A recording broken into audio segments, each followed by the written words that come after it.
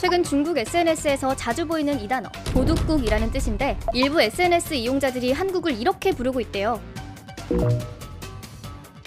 한복도, 김치도, 아리랑도 자기네 문화라고 웃기던 중국. 이제는 적반하장으로 한국을 도둑국이라 부르며 한국이 중국 문화를 훔쳐간다고 주장하는 거예요.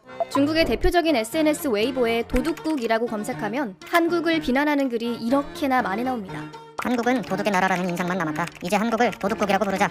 지난 1월에는 중국 SNS 이용자들이 한국 전통문화를 알리는 인스타그램 계정에 몰려와 댓글 테러를 하는 일까지 있었어요. 한국전통문화대학교 동아리가 운영하는 인스타그램 계정 숨에서 국가무형문화재 제22호로 지정된 매듭장을 소개하는 글을 올렸는데 중국 사이트가 일명 좌표를 찍혔다고 표현을 하죠. 심지어 블랙핑크 멤버 제니가 중국 소설 서유기의 등장인물을 따라했다며 생떼를 부리기도 했죠.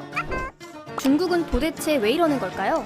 예전에는 세계인들이 동양의 대표적인 문화를 중국의 문화로 손꼽았다면 동양의 이 문화의 중심이 한국으로 흘러간다는 어떤 그런 위기감, 위협감을 느끼지 않았나. 최근에는 중국의 억지 주장을 두고 볼 수만은 없다며 적극적으로 대처하려는 움직임도 나오고 있어요. 뉴욕타임스의 전 세계판에 광고를 게재했습니다. 이런 일들을 벌일 때마다 세계적인 여론을 환기시키는 갈수록 심각해지는 중국의 문화 패권주의. 앞으로 우리는 어떻게 대응해야 하는 걸까요?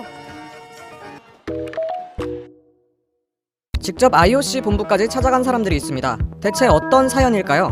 문제의 2020년 도쿄올림픽 공식 성화봉송 지도 확대하고 또 확대하고 명도를 조절하면 우리 땅 독도의 모습이 드러납니다.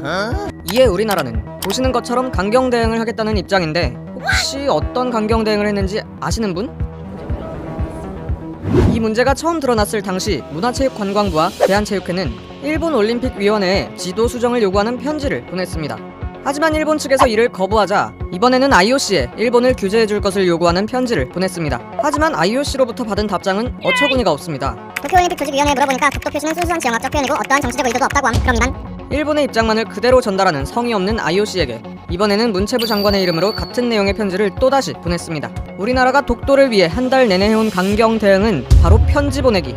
이렇게 편지만 주고받는 모습이 답답했던 스위스 교민들이 직접 나서서 IOC의 정치적 중립을 지킬 것을 촉구한 겁니다. 이번 올림픽을 또 다른 정치 수단으로 사용하는 일본에게 IOC는 그 어떤 규제도 하고 있지 않습니다. 한반도기에 독도를 검열했던 것과 비교하면 현재 IOC의 태도는 납득하기 어려울 만큼 편파적입니다. 일본이 올림픽을 입맛대로 이용하는 것을 막기 위해서는 똑같은 내용만 되풀이하는 편지 대신 하루빨리 효율적이고 영리한 대응을 생각해야 할 것 같습니다.